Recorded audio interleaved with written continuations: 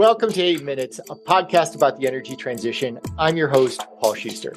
I'm joined today by Lee Taylor, the CEO of REsurety, and we're going to be diving into a topic that's really of interest out there in the energy transition space in general, and especially as it relates to large C&I customers or the commercial and industrial customers who've entered this market and are purchasing renewable energy at scale and at quantity that is really starting to define where the market is going. So what Lee and REsurety have done and some of the partnerships that he's going to talk about today are really interesting in terms of how they're moving that dial, moving that needle, if you will, around how these corporations are thinking about their energy purchases, how they're thinking about their emissions, and what they can do to reach net zero. So Lee Taylor, very excited to have you on our podcast today. Thank you so much for having me on. Excited to be here. Lee and I have known each other for years, so this is going to be a very comfortable podcast, and I'm hoping that we can dig a little bit deeper than we normally do and get into some of the nuances of what he and his team are doing. But Lee, maybe it would be great if you could start with an introduction as to yourself and an overview as to who and what REsurety does. Perfect, thanks. So as you said, Lee Taylor, I'm the founder of REsurety, started the company out of business school in 2012. REsurety was effectively my thesis project in grad school, and started the company. So got to appoint myself CEO and haven't been fired yet. So have kept that title. And in terms of what REsurety does, we're an information and risk management provider to the energy transition clients. So wind, solar, and storage in principle. And so our customers are investors in assets, buyers of power, buyers of RECs, advisors to those groups, et cetera. And so we started out, and REsurety, our initial product was a hedging tool for intermittency. So one of the great benefits of renewable energy is that the fuel is free.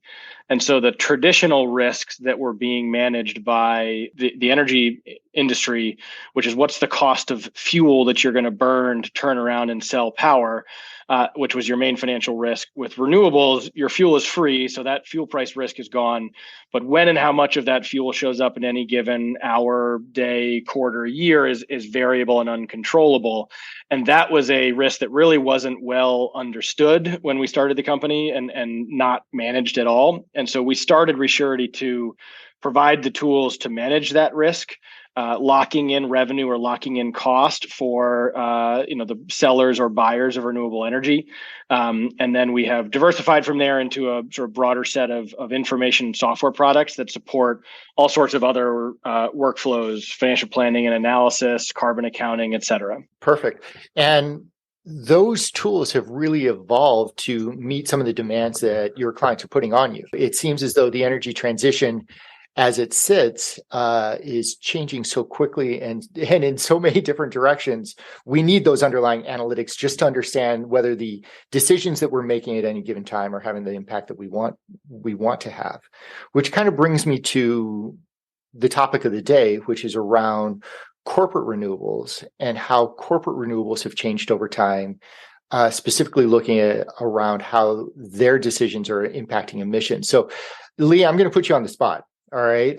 For a quick history lesson, if you will, going all the way back to 2008 when Walmart signed the first corporate power purchase agreement and kind of kicked off this long tail of corporate commitments towards net zero. Lee, what's going on in that market and how has it evolved since, over the last 15 years or so? Yeah, so I think I break down sort of the evolution of this market in sort of the last decade and then the period before that. So, you talked about Walmart in 2008 and Google was getting active in this space in, 2010 and other corporates followed suit. But really before, 2012, 2013, 2014, almost all renewable energy purchasing, so the long-term contracting for the electricity being generated from a wind or solar project, was almost entirely driven by utility purchases. So states had renewable portfolio standards, which were a requirement for utilities in that state to buy a certain amount of energy from renewable energy. So they would go out and run a request for proposal. and then buy power from renewables by mandate effectively. And so they would go for the lowest cost that they could find as part of that RFP. But we were going to buy X amount of wind or solar because they had to by mandate. What started to then change, roughly a decade ago, is that corporate purchasers, sustainability buyers who were started to enter this space in a fairly meaningful way, and started direct contracting with renewable projects for their power, basically for two reasons. The first biggest driver was sustainability goals. So these groups were eager for their customers, their investors, their employees, their other stakeholders to demonstrate that they were drivers towards a net zero future, as sort of stewards of the planet that they were operating in. And so they wanted to do that in the form of renewable energy credits, also known as RECs. And so for every megawatt hour generated by a wind or solar project, the buyer would get a REC that they could count against their emissions, and we'll get into that in a second, to say we are X% carbon neutral or carbon free or X% renewable as of this date. The second driver is as a hedge on energy prices. And so I think there's a bit of a misconception that a lot of people are trying to use renewable procurement to hedge their day-to-day, month-to-month, near-term energy costs. The reality is that the vast majority of corporate purchases of power, just like the vast majority of residential buyers, have a fixed locked-in cost of electricity for some period. This year, next 3 years, 5 years, depending on the utility or retail or market that you're in. You generally know when you turn the light on, you turn your factory on, what it's going to cost you. And so buying power in that period is not a hedge. But in the long term, right, if you've got a 3-year fixed cost of electricity at your plant, and natural gas prices triple between now and year 5, you can be sure that when you reset your retail or utility contract, it is going to be much more expensive. And so if you have purchased power where you make money effectively from that PPA, if power prices go up, that increase in value would offset the cost increases as you reset your price through the term of the agreement, which is anywhere from typically 10 to 15 years. Yeah. And so that was sort of the secondary goal, but I'll pause there, see if that made sense. And then I do want to push a little bit on the REC accounting point, because it's, I think, critical to where this conversation is going. Yeah. So let me talk a little bit about that cost perspective and that hedging perspective that you brought up. And I think you bring up a really good point in the fact that many corporates have already signed 2-3 year fixed price agreements that already hedge them in the short term. But these long-term power purchase agreements or virtual power purchase agreements, and I'll actually direct our audience back a few episodes that I did a few weeks ago around VPPAs and what exactly these are. Those are much longer term agreements. We're talking 12, 15, even 20-year agreements. Lee, correct me if I'm wrong. Correct. And so they really have a much longer life perspective in terms of how to hedge against rising costs of natural gas and those types of things. So to your point, the first real motivator of large corporates is around sustainability and trying to get to 100% renewable energy. I'll take net zero as something separate because we're talking about their energy supply right now in particular. And then the second motivator, if you will, is around can we hedge against some of these long-term cost risks, such as natural gas prices that rise because Russia invades Ukraine. Correct. So I think that's a key, how well something works as a hedge from, renewable energy procurement really depends on your time frame. Next year, 2 years, 3 years, 5 years, for most corporate buyers, the PPA is effectively a speculative commodity exposure during that period in exchange for significant sustainability benefits. But in the longer term, it becomes a hedge on your exposure to overall energy costs. Perfect. So tell me more about the REC accounting and how this actually plays into some of the pros and cons about the process that we've done up until this point around procuring renewable energy. Yeah, so when you go back to that sort of early, 2010 to toward 2015 period, during that period, carbon accounting rules were being rewritten with World Resource Institute, the NGO, being the primary driver of those rules, because it used to be that there was what they called exclusively location-based accounting, and this is for Scope 2 emissions, and Scope 2 is just electricity generation. So there are three different scopes. When you drive your car to work, that's Scope 1. When you flip the lights on, that's Scope 2, because somewhere else an electricity plant has to generate power to serve that, et cetera. And so Scope 2 emissions used to be, prior to I think 2015, purely location based, where it said, well, if you're consuming electricity in Pennsylvania, in Texas, in Nebraska, we're just going to look at the carbon intensity of that state, multiply that carbon intensity times your volume of consumption, and that is your carbon intensity or your carbon footprint. So a company located in Washington with a lot of hydro that's coming down from Canada may have a much smaller carbon intensity metric than a company in Indiana that's relying upon coal.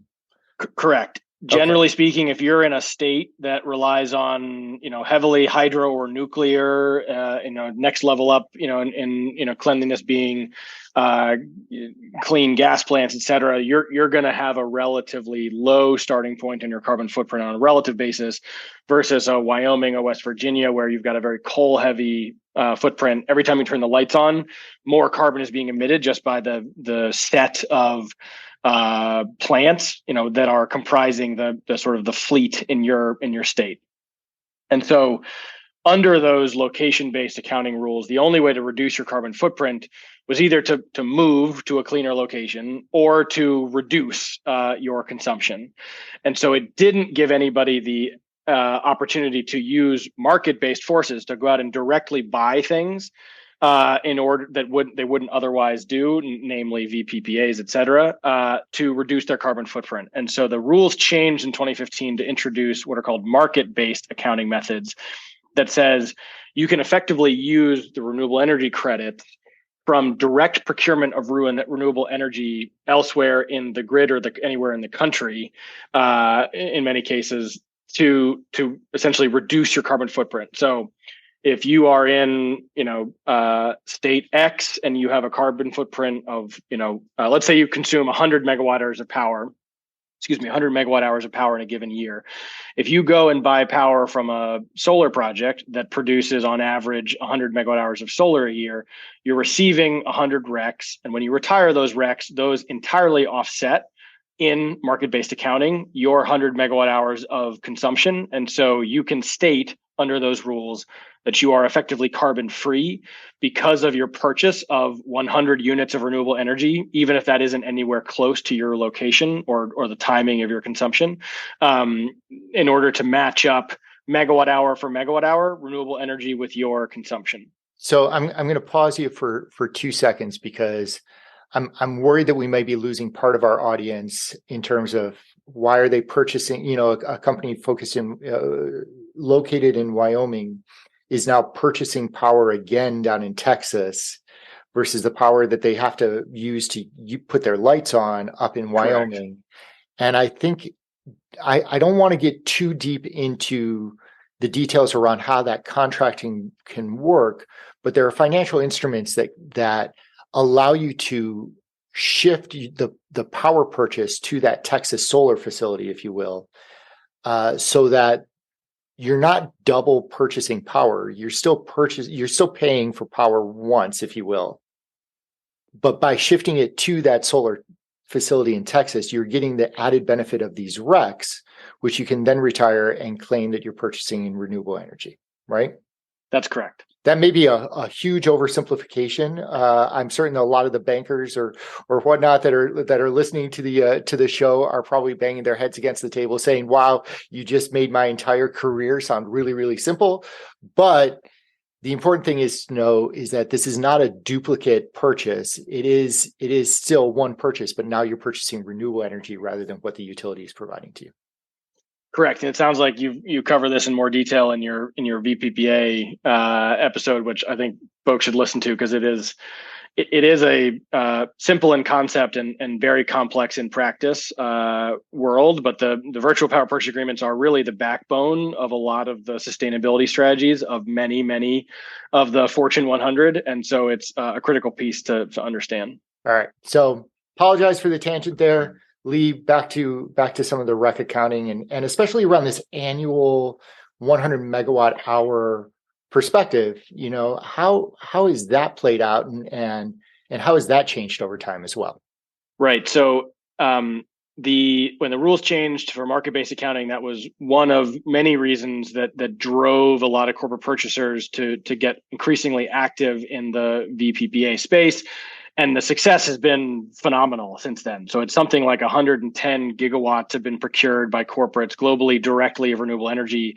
And for your audience, that to put that in perspective, that is, I don't know, 20 or 30% more than the entire US operating nuclear fleet. So this is an enormous amount of energy that is being directly purchased by corporate entities for sustainability goals.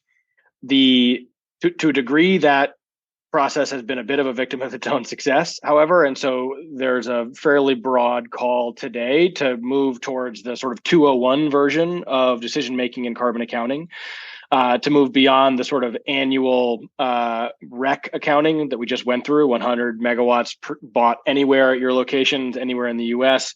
If you buy 100 megawatt hours from of RECs, or you receive them as part of your VPPA anywhere else at any other time in the US during that year, you're carbon neutral. And the reason is that the carbon intensity of each megawatt hour is wildly variable. And so if you are in the middle of the day in Southern California, you are talking about incredibly clean electricity because of the amount of solar there. If you're talking, overnight in West Virginia, you're talking almost exclusively a coal plant serving that. And so if you are consuming power based off of where you are consuming it and when you are consuming it, that is dirty power in that it's being driven by a coal facility or a less clean gas plant or whatever, really any thermal asset will have a significant carbon emission, and then you are buying power from a location that is already fairly clean. So you think Panhandle of Oklahoma and Texas already have an enormous amount of wind, big parts of California have an enormous amount of solar, et cetera. And so adding more wind and solar in those locations that already have a significant amount has a much lower carbon benefit than building those plants somewhere that there aren't already an enormous amount of projects. And so we as an industry have built wind and solar in huge volumes where we have, for a good reason. It was cheapest to build in those locations. And so you were able to offer the lowest price to customers to buy there. The challenges and the concern of many, and this is sort of the birth of, I would say, this emissions first partnership principles that was announced by a large group of corporates right before Christmas last year, is really driven by this: how do we drive decision making towards the highest impact projects and activities as measured in units of carbon rather than megawatt hours.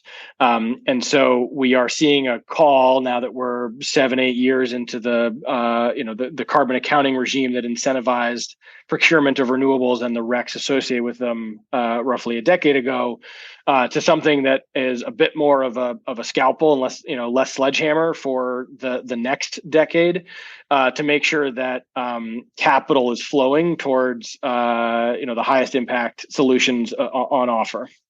I love your reference to corporate renewable purchases being a victim of its own success, because back in the 2010, 2011, all the way to maybe 5 years ago or so, any sort of investment in a renewable project was a good thing for the grid. We're bringing new renewable energy online, and probably not investing those same dollars that could have gone to a natural gas plant. So what we're doing is we're replacing these fossil and thermal powered units with renewable energy that's cleaner and beneficial. So even if we're just truing things up on an annual basis, there was a net positive associated with this. And now, as you're saying, because you've got locations such as California and Texas, which already have a substantial amount of renewable energy being generated there already, any additional wind project that you put into Texas or any additional solar project that you put into California isn't going to be as impactful as placing that same project in, say, West Virginia or Wyoming or something like that. Is that fair? It is. I think I'd make two qualifications on that. One is that on a binary basis, one more wind or solar project anywhere, it is going to have a positive benefit. It's just a question of how big of a positive benefit. And so it's really just what is the bang for your buck when you are the investor or the buyer of power, enabling that project to exist.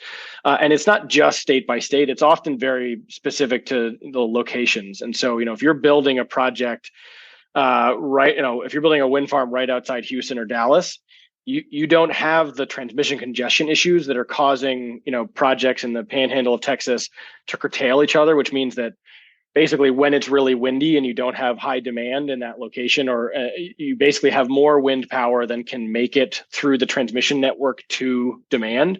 And so projects are effectively shutting each other down. Mm-hmm. And so in places where you have overbuild behind a transmission network that can't get it out of that location, you can have projects that are shutting off their plant for 30 or 40% of the megawatt hours they could have produced in a given month because there just isn't enough local demand or transmission to get it out.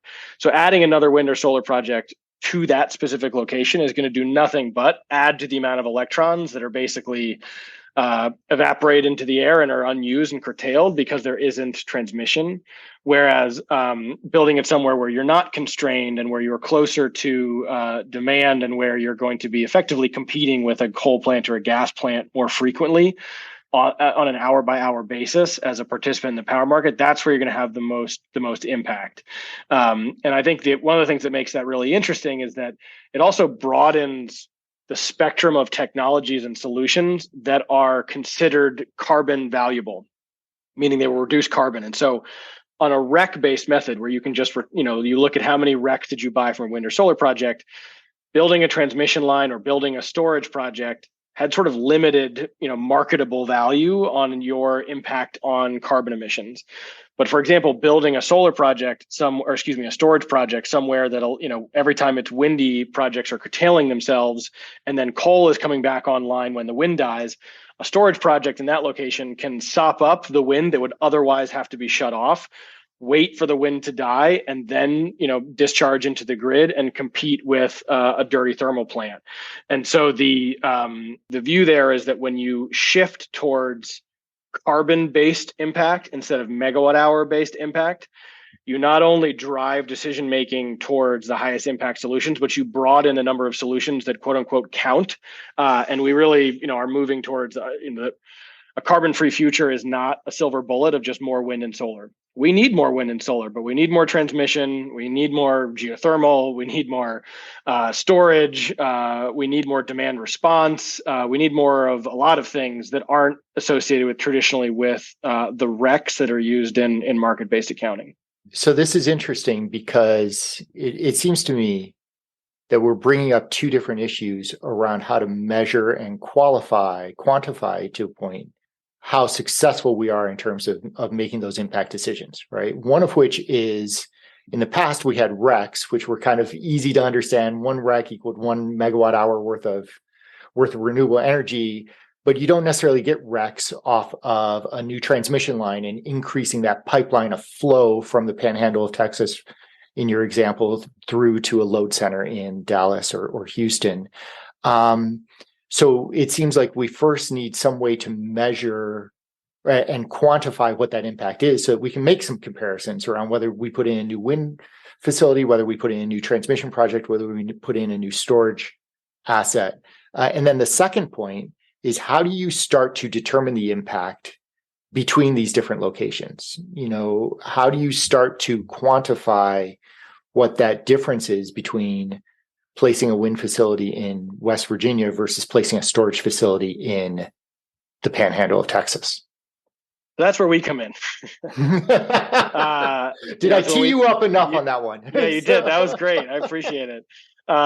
So, it's important to point out, like, it's not that, 5 years ago everybody just ignored data that was in front of them, that building one more project, the Panhandle of Texas, was going to have half the value of a project outside Houston from a a carbon perspective. The data just didn't exist, right? So until very recently, when you did any sort of carbon analysis, at best you had regional data. Some places it's just country level. In the U.S., we had more independent, like ISO level. So the Mid-Atlantic, the Midwest, California, you had sort of the electrical grid level. But even within that, like, you wouldn't be able to tell the difference between one part of West Texas and another part of West Texas on either side of a transmission constraint. And that was what we started working on, 2 years ago, initially with Microsoft, and the group group has expanded significantly since then, to create and publish data that's called locational marginal emissions. And so any of my fellow power market nerds on the podcast will recognize that sounds a lot like locational marginal price. So every hour at every of the electrical nodes, which are all of the locations where basically demand and supply clear in any grid, every 5-15 minutes or hour, depending on what grid you're in. So, Texas, for example, has hundreds and hundreds of electrical nodes. Each one of those can have a different price printed every single hour based off of supply demand at that location, transmission congestion, et cetera.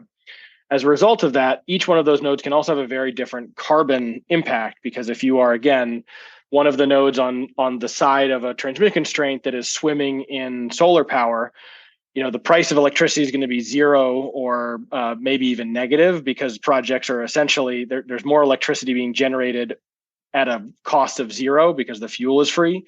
And as a result of that, the carbon impact of an additional megawatt hour at that location is zero, because you're not competing with a coal or a gas plant in that hour. You're competing with just another solar project. Go to the other side of the transmission constraint, and you're at an electrical node that, if you inject one new megawatt hour of solar power in that location, it's going to cause a gas plant or a coal plant somewhere else in the grid to back off by 1 megawatt hour, which is how the grid works to balance. You're going to have a very big carbon impact. And so we started publishing that location level, hour level carbon intensity data that is needed to do things like measure, if you're an energy storage project and you charge when solar is on the margin and you discharge when coal is on the margin, your activities have a huge carbon reducing activity.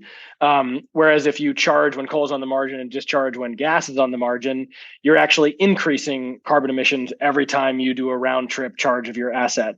And so, can potentially be the same location, same asset, energy storage, but when it chooses to charge and discharge at that location, can have dramatic impacts on its impacts from a carbon emissions perspective. And so we sell that data directly. We work with partners who are piping it into their systems in order to support all forms of different decision support. Long-term procurement of VPPAs, people making 10, 12, 15-year decisions around where to buy power from a wind or solar project, all the way down to that example I just gave, which is storage projects trying to use it to figure out hour by hour, what's the carbon intensity of their activities and what can they do to reduce those. Meta and Broadreach Power made some announcements at the end of last year about how they use our data to do exactly that, as sort of early movers in that space on energy storage, for example. Yeah, that was where I wanted to go next. Was, this sounds like fascinating analytics that's occurring, you said, every hour across hundreds of nodes across the US, or maybe thousands, given how many different clearing points there are within the electrical grid in the US. How are your customers using it now, and who are your customers who are taking up this type of analysis to make better decision making? Yeah, so on the in terms of who is using it today, I would say the in terms of direct or ultimate customer, I mean, we have some partnerships who are serving these same customers too, and where they bring a piece to the puzzle that we don't have, for example, and we bring the carbon data.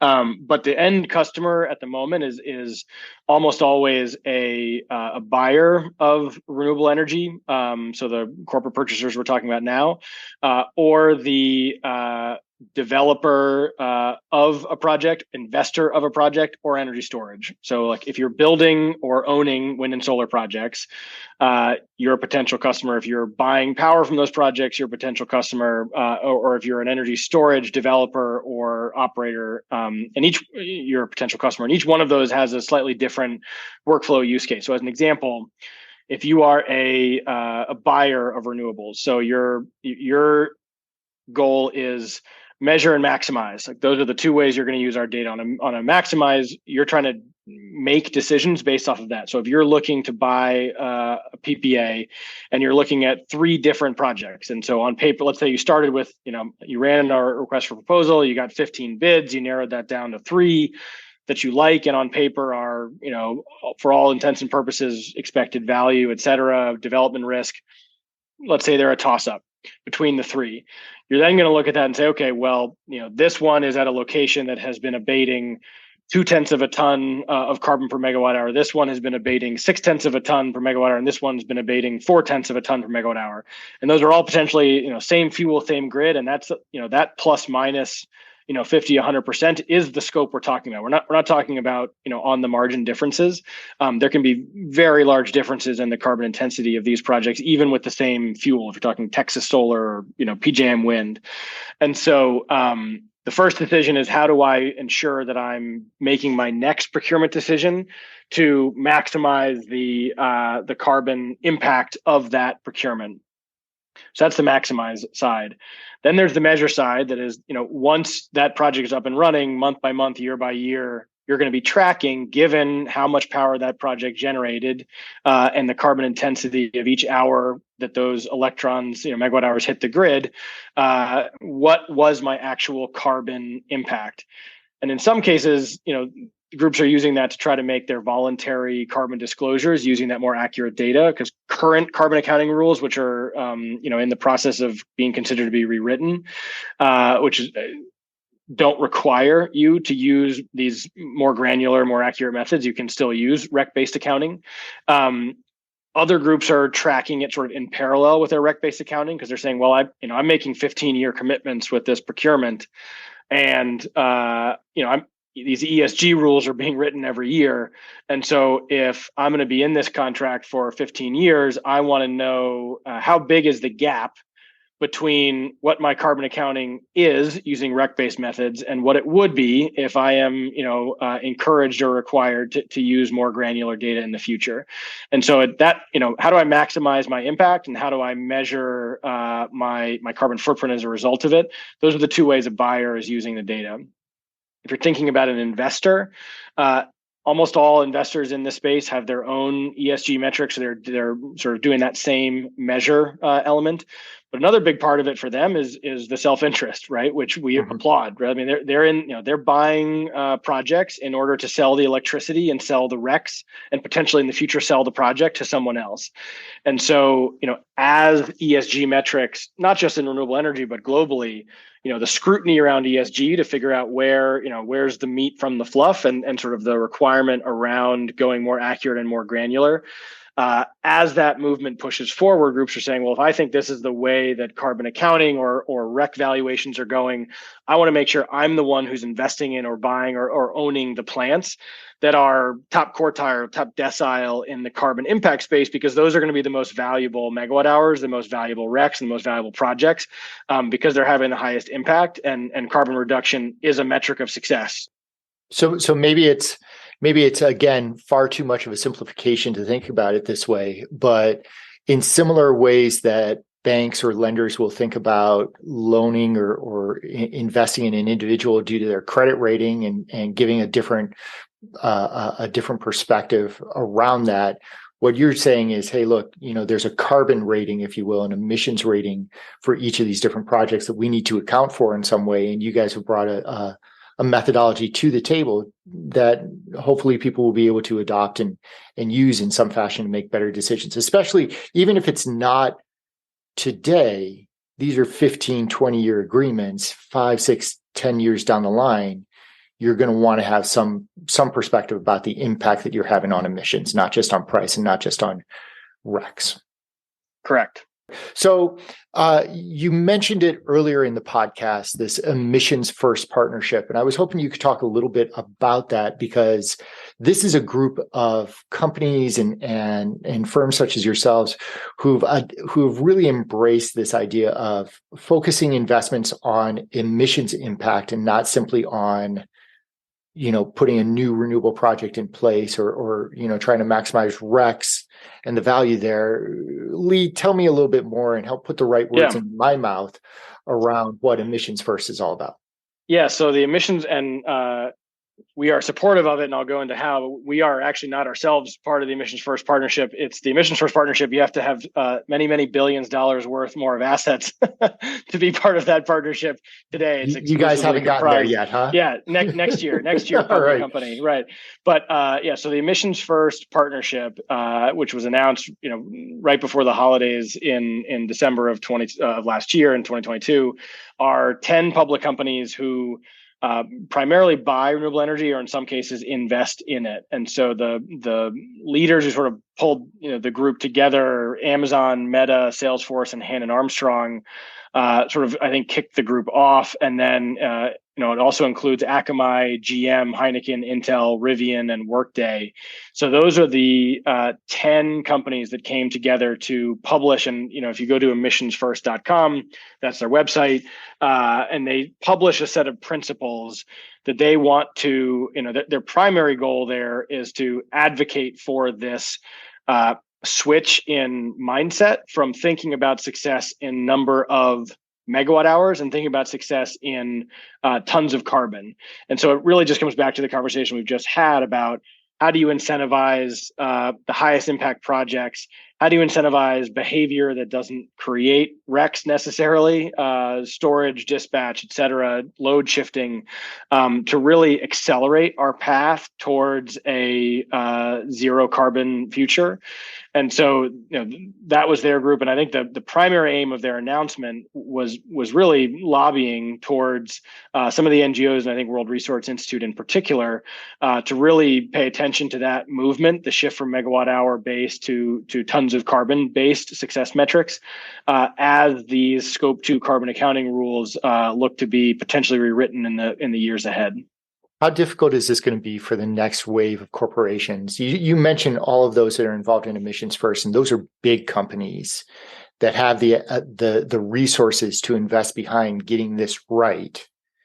How difficult is it going to be for the next wave of corporations to come in and use your data or other types of accounting principles to measure on an emissions first basis versus a megawatt hour basis?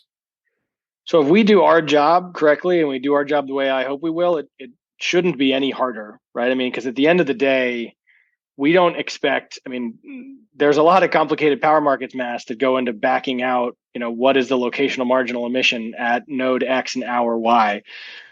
The end user doesn't have to know that or do that work. They just have to know that when they buy power from something that has data connected to it, that at the end of the month, they get a report that says, well, this, the settlement from your PPA last month was positive or negative, $1 million. And you received, 100,000 RECs. And a result of that, you abated, 600 tons of carbon. That math probably didn't work out in my head, but the idea is that, the end result is if you are coming to this market ready to procure energy, and, at the end of the day, if you're signing a VPPA, you are providing financial certainty to the project around the price that they are actually going to, realize after the settlement of that PPA in order to get built. And so if you're a corporate buyer who has the, financial appetite and credit support and all the things that are needed to participate in a large energy transaction, more accurate carbon data is a feature you should get without noticing it, as opposed to something that requires a new set of brain damage. But it also sounds like this is something that can go well beyond, a VPPA use case as well. As I think about what you're laying out here, this is the first instance of where we as a grid and as a consumer base are starting to think about the energy that we purchase, not based off of price or based off of megawatt hours, but based off of the emissions that it creates in the first place, right? And when we start thinking about such actions such as demand response, where a company or an individual could receive a signal saying, hey, prices have risen in your area because of a lack of supply or an overabundance of demand. And based off that price signal, we're asking you to reduce your thermostat or to turn off a couple lights or maybe shut down a couple of computers that you're not using right now. That demand response signal could shift to away from a price signal and more to an emission signal, given the fact that, like in California, it's very sunny during the day, lots of solar, very, very clean, but at night, maybe not as much so. Lee, it seems like there are opportunities here to expand your use case beyond the 15-year VPPA as well. So that's exactly right. And I think that you point out, one clear example around, in folks' homes with thermostats, right? And we have a partnership with a group called Watt Time. It's a subsidiary of Rocky Mountain Institute, or RMI, and they provide real-time signal around regional and sub-regional carbon intensity to exactly that. Thermostats, the providers of smart thermostats who can typically, without the user ever noticing, right? Like if it's your house and it's like, well, we're going to shut off your air conditioner for 10 minutes and then fire it back on because these are particularly dirty 10 minutes. You're not going to notice the difference, but you've given us the right to sort of optimize so long as your comfort isn't changed for carbon reduction.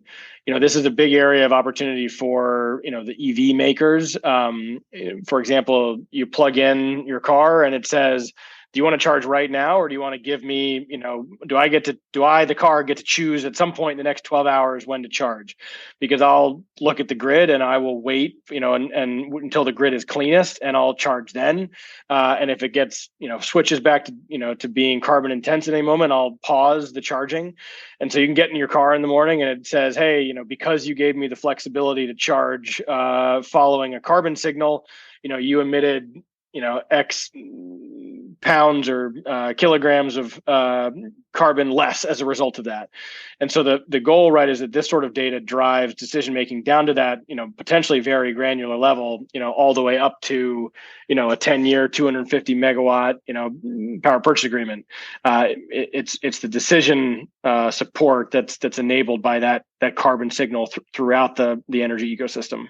Hey, nobody ever said the energy transition was going to be simple or easy to get through. And whereas in the future, 50 years from now, when the entire grid is renewable, we're not going to need analysis like this. But in order to get to that point, and in order to maximize the impact that we're having today, both in terms of the types of projects that we're putting into place, whether it's storage, transmission, solar, wind, any sort of renewable project, whether it is the demand side decisions that we're making around EV charging, whether load shifting or demand response.